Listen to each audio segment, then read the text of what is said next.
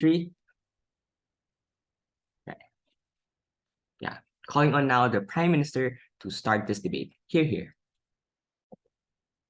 Am I audible and visible? Yep, you're both audible and visible. Okay, before I start with my speech, I would like to clarify that I'll prefer my POI in chat and I'll decide to accept them or not when I see them. So now I'll start my speech in 3, 2, 1. A very good morning to the honorable judges, both the opponents and member of the floor. As the first speaker from the government side, I strongly agree with today's motion, which is this House believes that developing nations should fully abandon protectionist policies. First, let's take a look at definitions of this motion. Talking about developing countries, so our sides believe that developing countries are decided, we're going with the decision that was made by the World Health Organization, depending on the rate of urbanization, rate of poverty, average income, and etc. And so let's take a look at what characterization normally do developing countries have. They are normally less, or they are most probably lesser developed comparing to developed country. And there are several characteristics like the industrial uh, uh, the factories and etc. that they have might not be as good as the developed ones, and their economies are more focused on primary sectors comparing to the developed countries. And now let's take a look at the definition of the protectionist policies.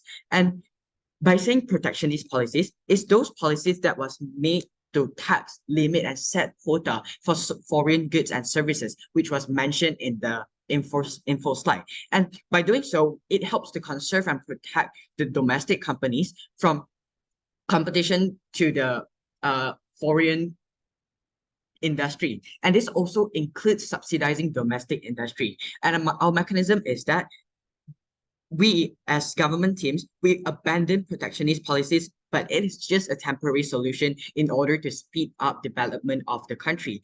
As the country develops and move on to become developed country and become a developed country, we will restore the protectionist policies or even modify it after the country move through the developing stage. And our burden of proof is that if we can prove that this is better for the overall economies for the country, we would take the case of today's debate. Now I'd like to move on to my points elaboration. Firstly, I would like to talk about this drawbacks, which is all of these prices and tax that was implemented on the protectionist policies would just show out and become a burden for the consumers, as all these taxes are there and then will be taxed, making those service and goods that was from the foreign country become more expensive, which means that consumers will have to buy this tax, they will have to pay for this tax, but not the foreign country, as they will do it just by increasing their price product.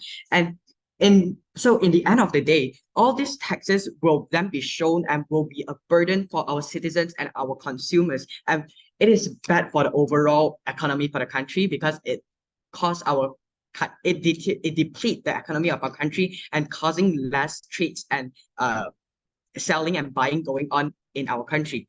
Also, we would like to move on and elaborate more on economy. So without these taxes and policies, we can encourage more investment coming into our country so that we have more development, we have more trades and more buying and trading going on. And by doing so, we encourage trades, and this benefits us by speeding up our development, and we'll get more job opportunity by those investors setting factories, setting industry in our country, and we would help the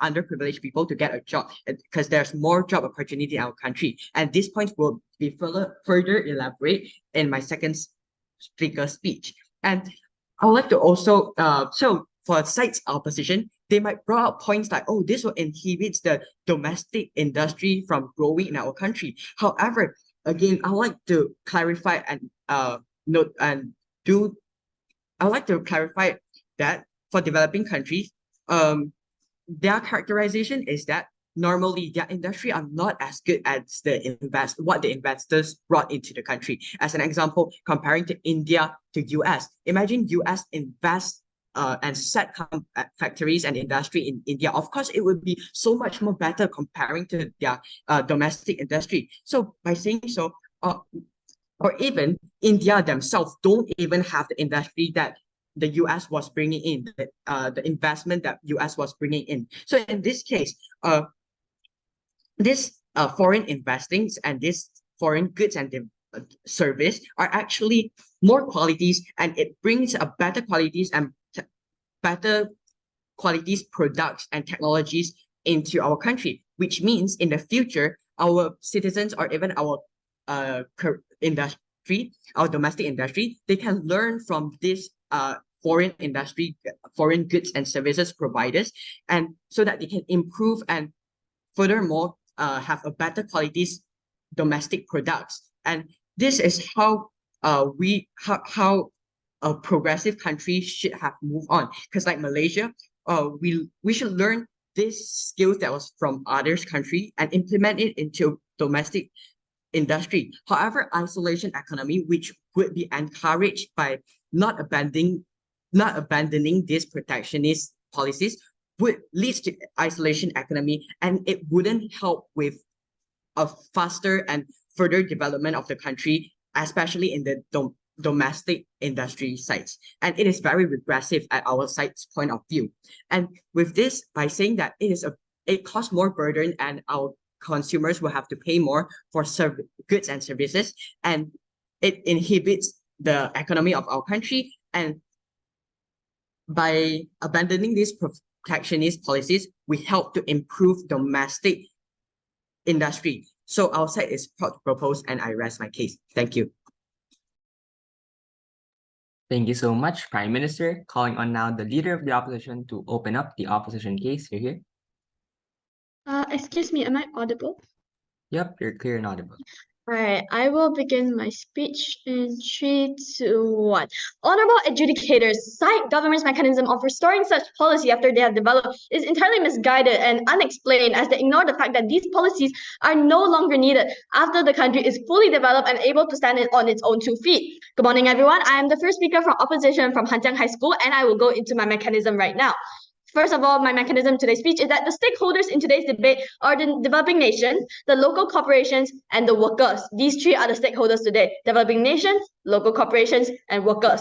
Protectionist policies such as tariffs are necessary to protect the domestic development within these developing countries. We believe for the sake of the people of the country, it is necessary to impose some extent of protectionist policies until the country's economy is stable. Once the economy is stable, then abandoning these protectionist policies entirely will work and will be able to help the country to sustain its economy. These protectionist policies serve to prevent developing nations from being exploited to the extent of their economy being completely reliant on these powerful countries and their monopolies. So let me get into the burden of proof. For the government team, they have to prove that abandoning all protectionist policies can ensure the economic stability of a developing country and can guarantee that the local resources are not exploited. Whereas for us, opposition, we will prove that a selective amount of protectionist policies helps us to progress towards a long-term economic goal. Thus, we have to prove that it prevents exploitation of the developing nations in terms of the resources and the people, and that this allows for the growth of local economies. So my point today is that these protectionist policies are necessary because they help to protect the local economy. So what is the purpose of a government? The purpose of the government is essentially to serve the people, which is why these protectionist policies should be imposed for the people's benefit. The main goal of protectionist policies is to protect domestic companies and the corporations to allow for economic growth. Hence, it is necessary for developing countries to impose these policies for the sake of the economy and the development in the long run. Importing and exporting goods is definitely essential to their growth. But in order for a country to build up their economy and prevent themselves from being overly reliant on these monopolies, some amount of tariffs must exist for their sake. Countries should implement tariffs on goods that are beneficial to their local economy and can be produced and sold locally, so that these resources do not get exploited by MNCs. For example, a country rich in palm oil could impose tariffs on palm oil, and a country rich in uranium could impose tariffs on nuclear energy, so that these resources are not unfairly exploited by multinational corporations. Protectionist policies must be imposed to protect the local economy because it curbs the spread of multinational companies that exploit the resources of the developing nations. So there are two layers to this. Number one, how the local resources are exploited, and number two, how it harms these nations in the long run. So first layer to this, how the local resources are exploited. All corporations and companies rely on three main factors. Number one, money. Number two, labor. And number three, resources. Overseas multinational companies have the money, but they require workers and resources to continue to expand their company and to continue to grow. Thus, these companies will expand to developing nations for the workers and for the resources, which developing nations have an abundance of. When nations are in the stage of development, corporations can take advantage of this very trying time to expand to these nations under the short-term benefits of providing jobs and providing labor. However, this allows the corporations to take advantage of the precious resources that are available in the developing nation, such as palm oil, land, workers, and just so on. And this could cause the nation's resources to deplete. It also allows these multinational companies to exploit the people living in the nation and exploit their labor. When they exploit the workers in developing nations, the workers essentially they do not earn a fair, livable wage. And this is just not fair for the workers, and is an exploitation of the labor within the developing nation. It is also not sustainable for the country itself, as this means that there's no disposable income for these workers, and it also means that there will be no consumption, which means there will also be no stimulation of the economy. And when there's no stimulation of the economy, that essentially means that it will be harder for the country to be able to build up their own companies, to build up their own resources to gain, to be able to produce and to be able to export, to be able to sell, which means there'll be no production. And so there is no cycle, there's no business cycle that is ongoing because there's no way for them to stimulate their economy as the workers are not paid fairly and there will be no consumption. So now, second layer to this, how this exploitation leads to harm in the long run. At the developmental stage, developing nations should concentrate their efforts towards building a solid foundation for the economy and using their resources to their benefit, such as, like I said several times, building the local companies. However, if protectionist policies are not imposed and the multinational corporations expand and they exploit the nation's resources, then the developing nation's resources will only continue to be depleted while being used to advantage another country's economy. Well, because when these multinational corporations come to expand in these developing nations, they will come to use their resources. They will come to take advantage of their resources and use their resources for their own advantage. And thus, this prevents the developing nations from being able to use their own resources, and they will in fact become depleted while being used to help another country's economy. Under this exploitation, the multinational companies will just continue to expand and they'll become monopolies, while the developing nations' economy will just struggle and mostly remain stagnant. While the expansion of the monopolies can cause an economic boom in the developing nations, it is not a long-term solution to the lack of development and lack of economic foundation. In fact, this short-term benefit that they gain will only result in a long-term problem as it causes the developing nations to be reliant on these multinational corporations for their economy. Under such exploitation of resources, the developing nations do not have a solid foundation of their economy, and they do not have their own companies or their own products. They don't have anything to offer. They have nothing to do trade. When they are too dependent on these monopolies, the economic survival is not guaranteed. And these corporations now essentially, they hold all the power, they hold all the leverage in the country under the one goal to earn money, to make profit, which means that they do not care for the country or for the country's people. Hence, these multinational corporations are willing to sacrifice the developing nation's people and the developing nation's economy for the sake of their own profit. Hence, in the long term, there is no solution because there is no development of the country in terms of infrastructure or the economy. And in the long term, the developing nation will only just suffer, whether it's the economy or the people. Thus, it's necessary to impose protectionist policies to prevent these developing nations from being exploited for profit and harming the economy and the people in the long run. In our counterfactual, the country will be able to develop on their own to build a solid foundation for the economy, allowing the economic growth in the long term and benefiting both the people and the country. Thus, I rest my case. Thank you.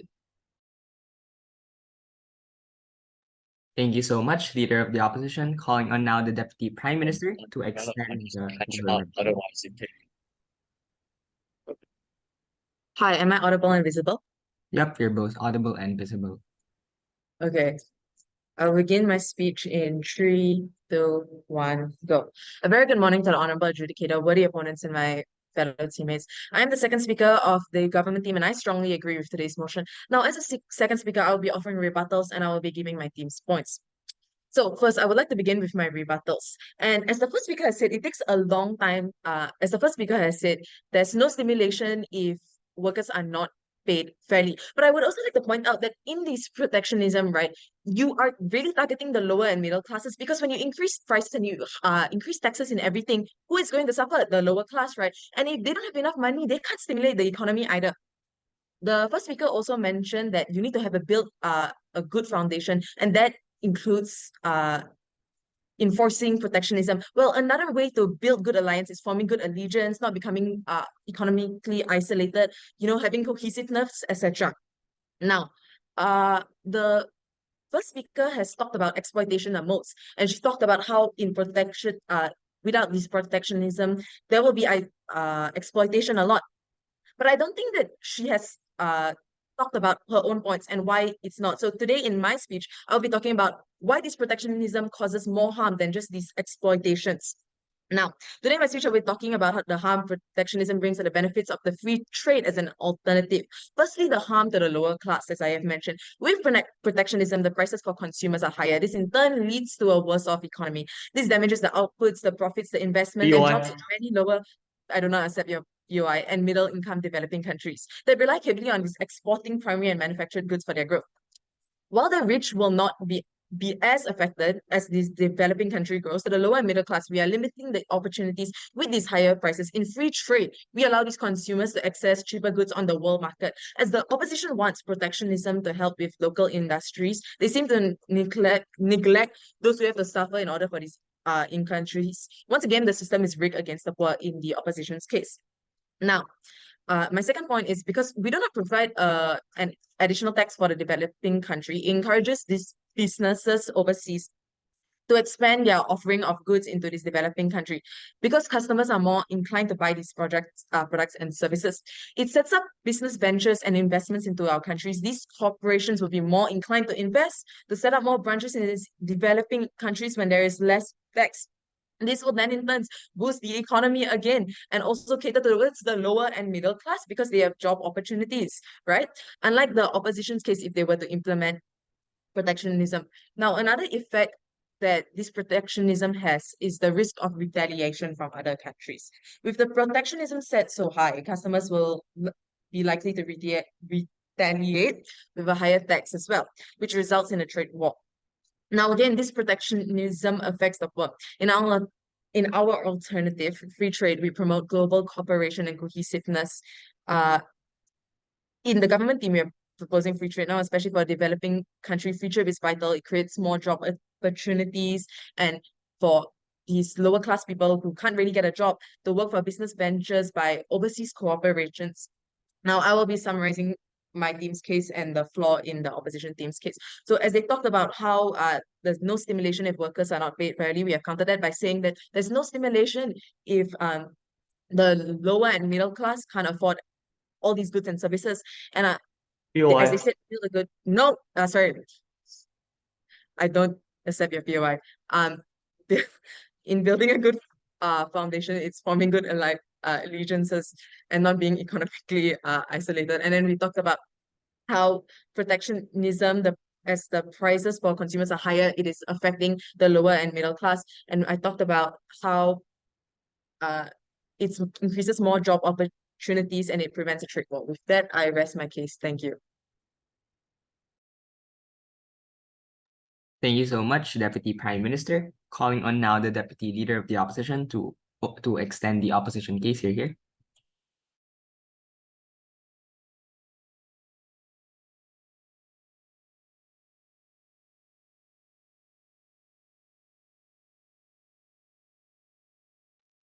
Hi, checking if I'm audible.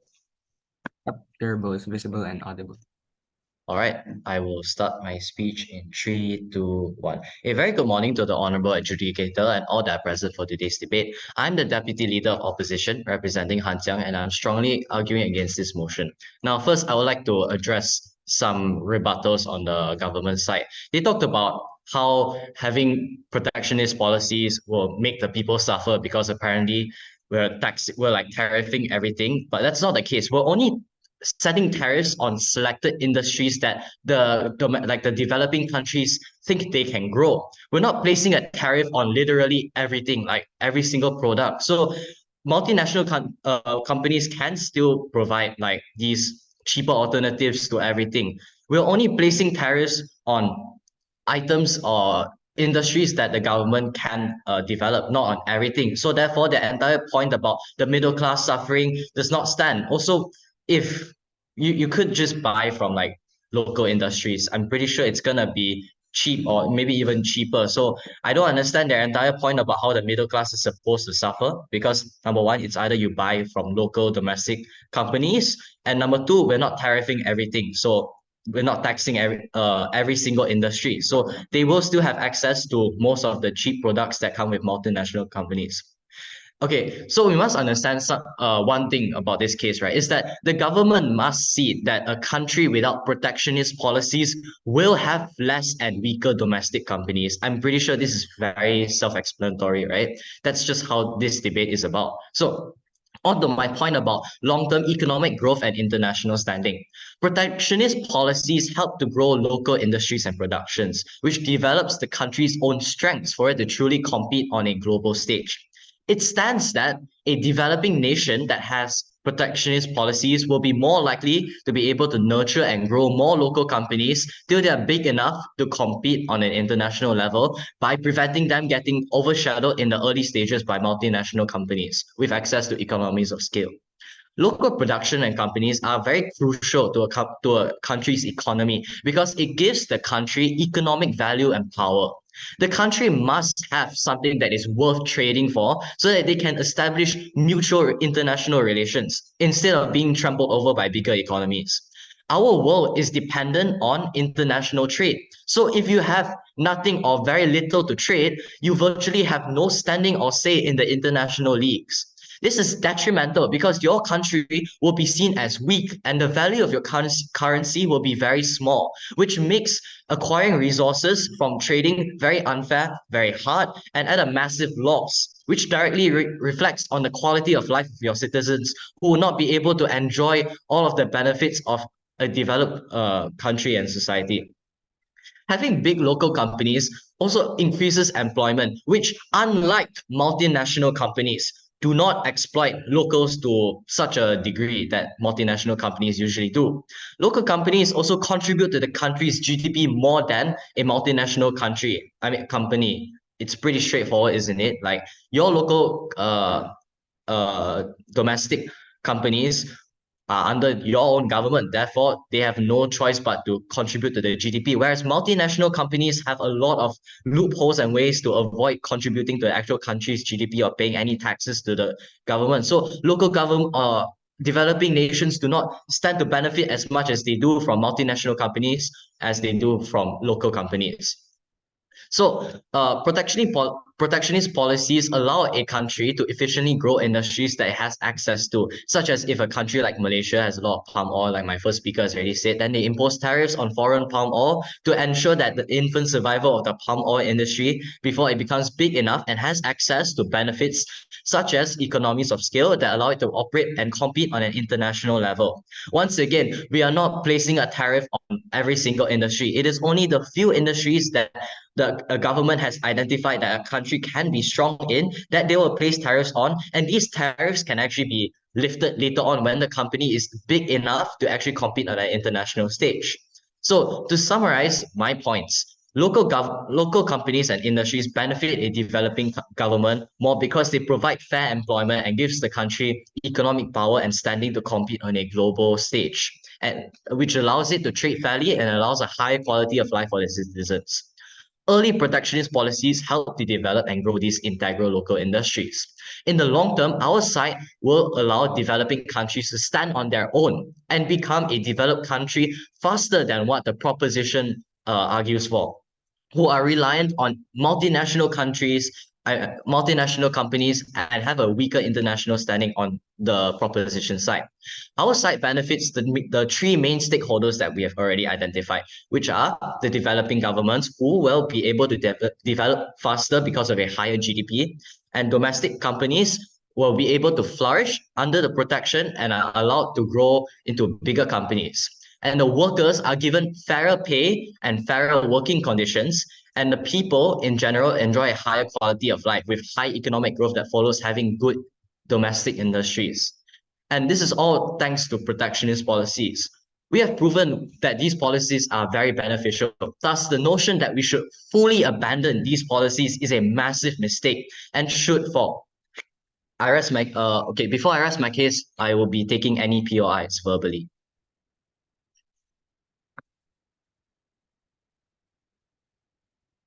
If not, then I will rest my case. Thank you.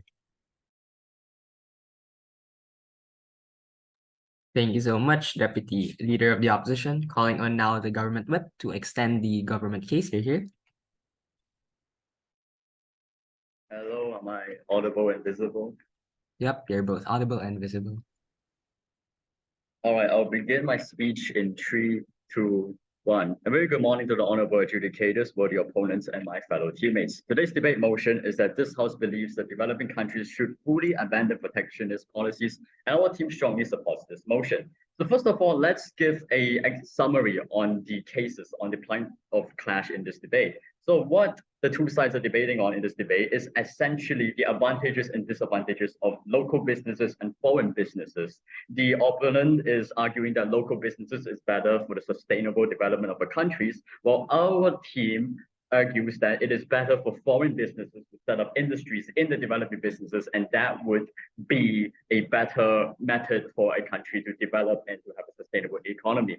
We are essentially arguing for the same thing, for the same advantage, but it's just that the way we want it to carry out, the policies that we want to put in is different. So now with that settled, I would like to argue on why why there are certain flaws in local businesses that doesn't make it as good as foreign businesses. So the opponent have talked about how we are only tariffing on selected industries.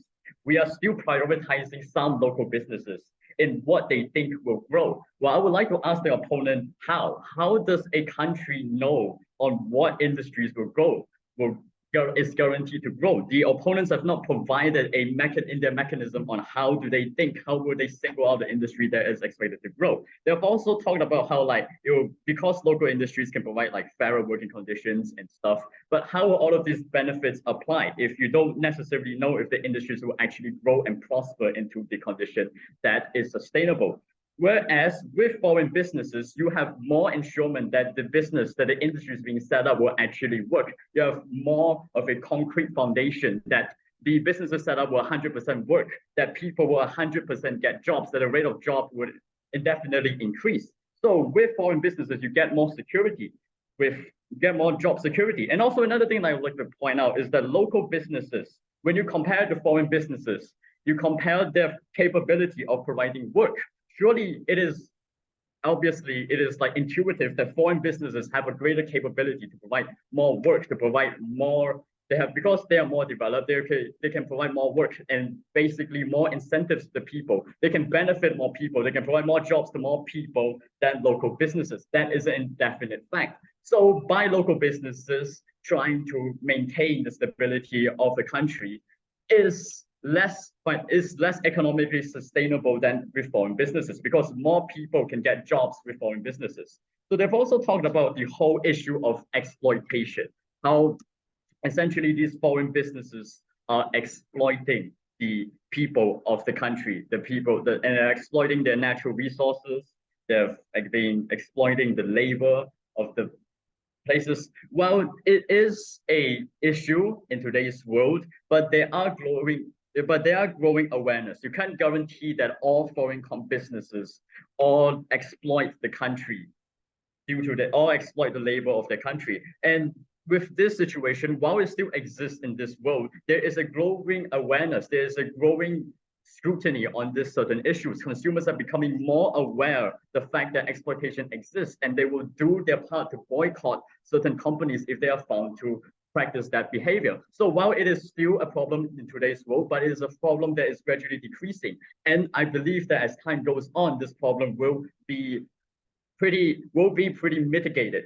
So now I would like to summarize on our team's point on why we think that letting foreign businesses to be in the industries of, Please explain how foreign businesses and multinational corporations provide job security to developing countries. Because they need labor to sell their products. And because foreign businesses obviously sell more products than local businesses, because they are the international corporation, it is globally recognized, so more people will buy their products. So obviously they have the capability and they have the customers to produce, to get, because they have more customers, they also have the capability to employ more people than just local businesses. So that's why foreign businesses are better at doing at this factor than local businesses. So now I'd like to give a summary of our team's point. So our team's point essentially state that it is better for foreign businesses to set up industries in developing countries. Why? Because the developing countries at the end of the day can acquire the qualities, the technologies, the operation, the bureaucratic hierarchy of the developed countries. They are able to essentially take a shortcut in developing their own country. Whereas if you let local businesses, if you let the countries itself focus on figure out themselves on how to actually do a business that works, it would take a much longer time relative to local business, relative to foreign businesses. And that is especially detrimental as this could lead to a country to fall back in the global development, in the fact that it could affect how the speed of development in the world, developing countries could fall back on development train. And if they fall back, then it is extremely detrimental to a country's economy and their security.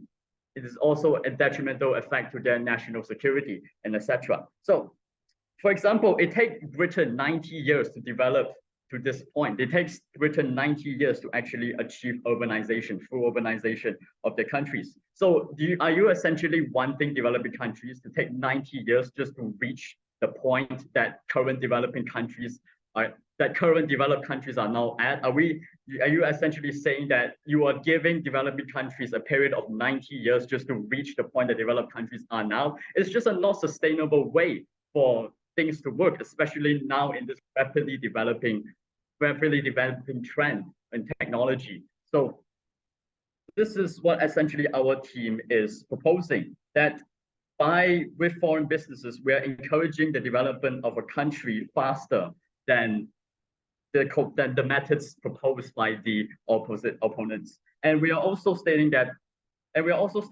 their methods is far more regressive because it's far more slower, and that our methods help us to speed up the development of a country faster. It offers job security to more people out there, and in return, the people are able to enjoy more welfare. They're able to enjoy more standard, more stable method of living.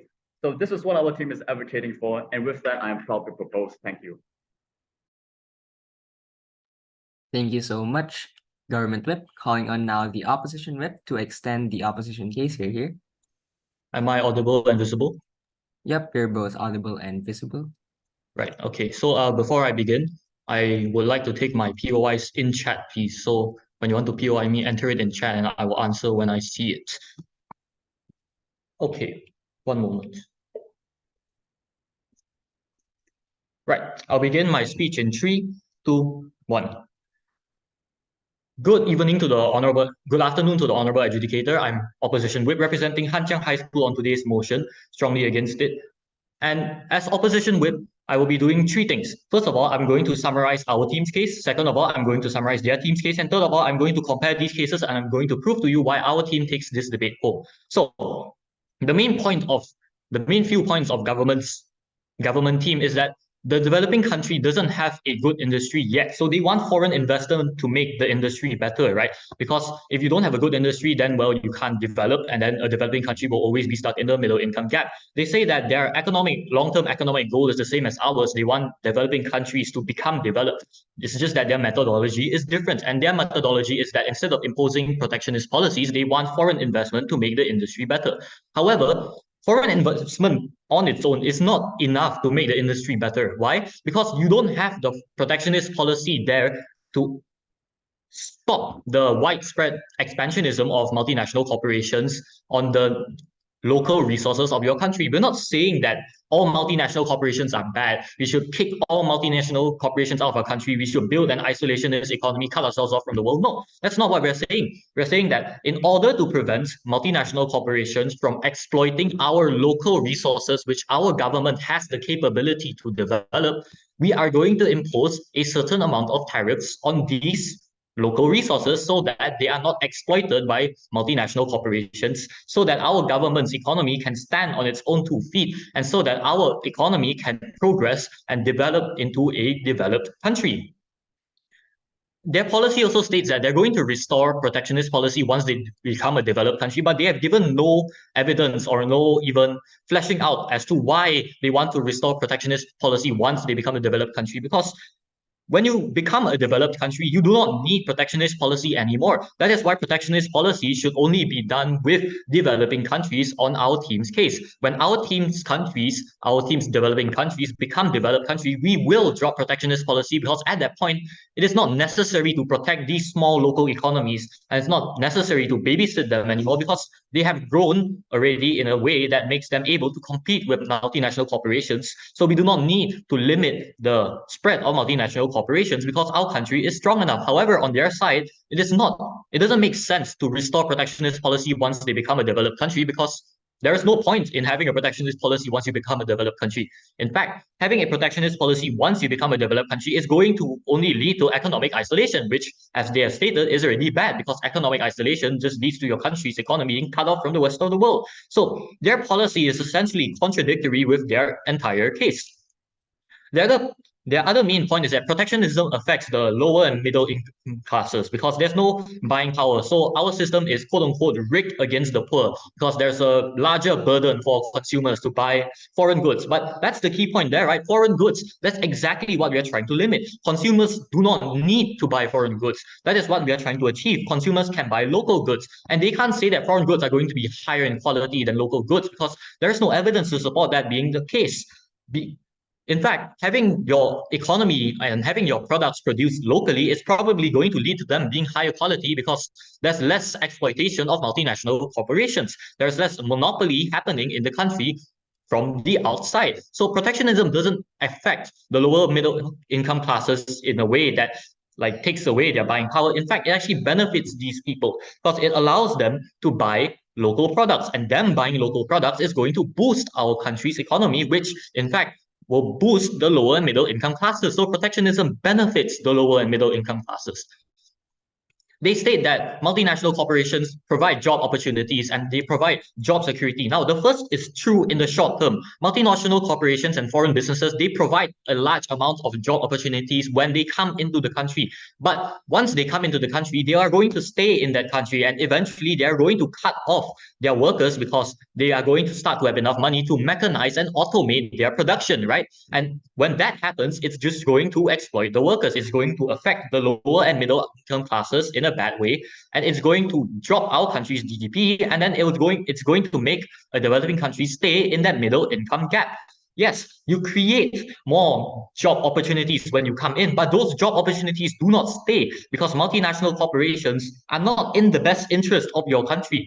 The benefit of having a good local economy is that the local economy is in the interest of your country. It's local. If the country is good, the local economy will be good. But for multinational corporations, they do not really care about the quality of life in your country. Their job is just to earn money. That's what they're for. Corporations, right? So yes, you get more job opportunities, but you do not get job security. In fact, when I POI'd the third speaker of the government team as to why foreign businesses create job security, they stated that foreign businesses sell more products, so they have more money, so they employ more people. But this doesn't mean that they have job security. This just means that they can employ more people. It doesn't even mean that they will employ more people. In fact, it's possible that they're going to employ a lot of people, but they're not going to pay these people well. Why? Because they already have a monopoly over the labor market of that country, right? And when you have a monopoly, people don't have an alternative to turn to. People don't have that local economy to turn to.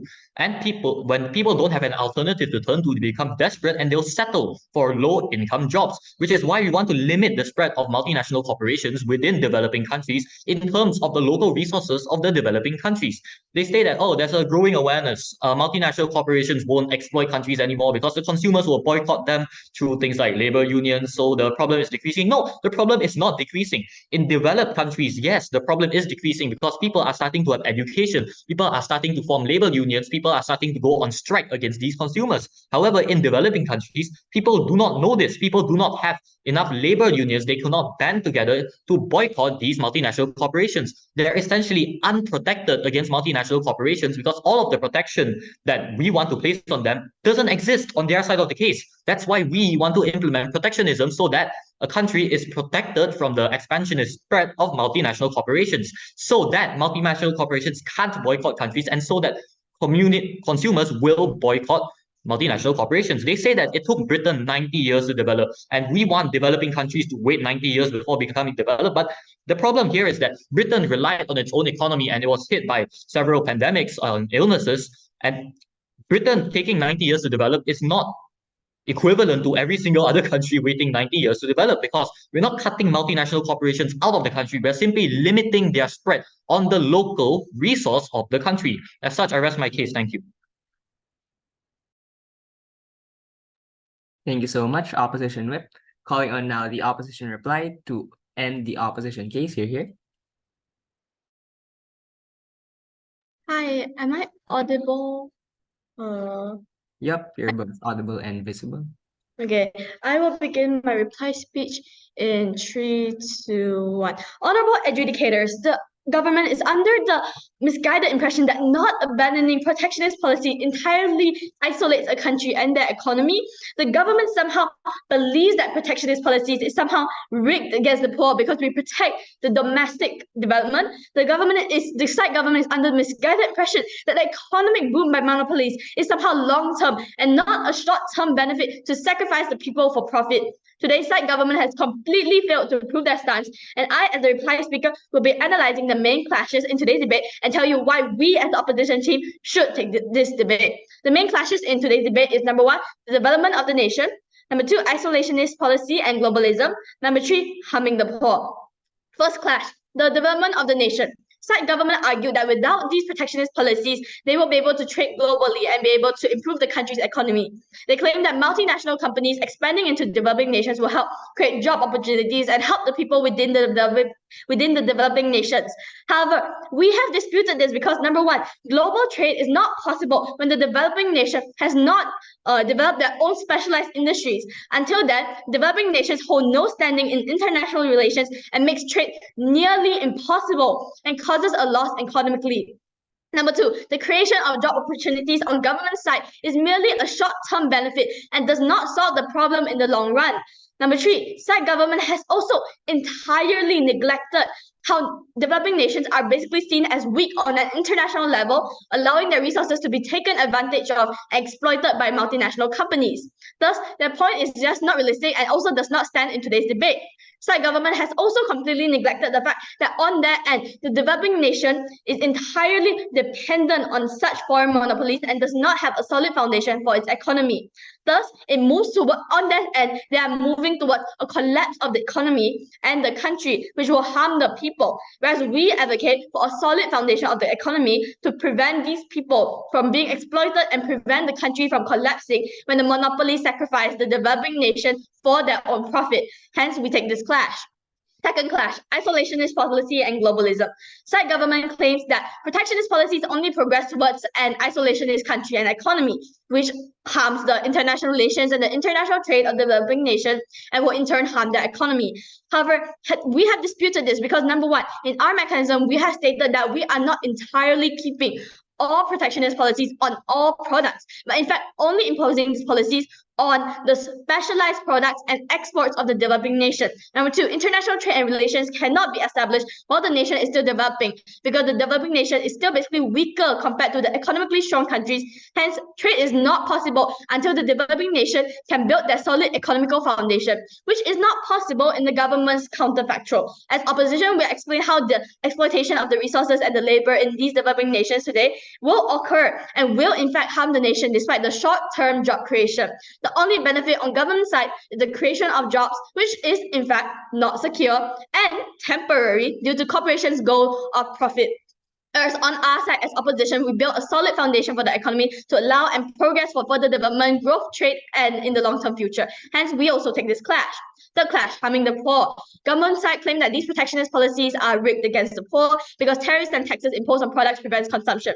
However, we have disputed this because we only impose tariffs on our main export product. And number two, consumption is not possible regardless of the tariffs because imports will still cost more than the wage they are given, as these workers are being exploited for cheap labor. Side government has entirely failed to prove that, but not prove. They failed to prove that they can guarantee the local resources won't be exploited, and they failed to prove that the economy will be stable. Whereas we have proven our burden of proof, and in our counterfactual, our world is where the people will benefit from fairer wages and higher consumption, and that the developing nation is not exploited and has a solid economical foundation to participate in international trade on an even playing field, both of which are impossible inside government's counterfactual. Hence, with all the clashes resolved in our favor, we as opposition should take today's debate. Thank you. Thank you so much, opposition reply. Calling on now the government reply to end the debate. Here.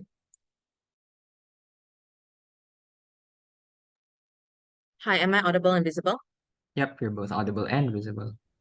Okay, I will begin my speech in 3, 2, 1, go. A very good afternoon to the honorable adjudicator, worthy opponents, and my fellow teammates. I am the second speaker, and today I will be giving the reply speech. So for my reply speech today, I'll be identifying the clashes, and explaining why we take this debate today. So we have two clashes in today's debate, which is foreign businesses versus local businesses and the harm of the poor. So as the opposition said, local businesses better is because it caters towards the poor and everything.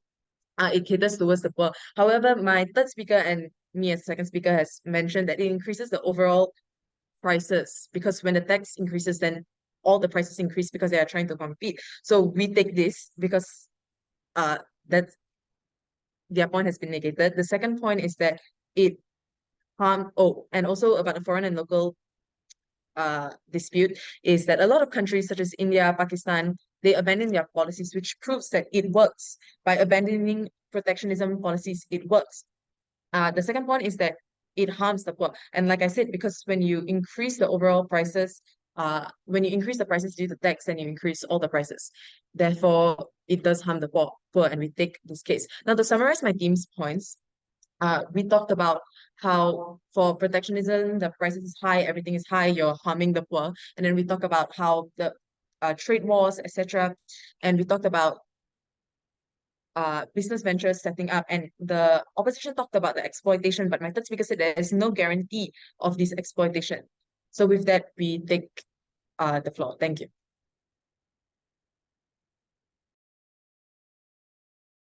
Thank you so much, government reply. Debaters, you may now cross the house. Thank you so much for what was a wonderful debate. Please give me and the members of the panel about 10 minutes to deliberate, and we will announce the decision later on in the main room. Thank you so much, everyone, and congratulations for getting this far in the open quarterfinals. Panelists, we could enter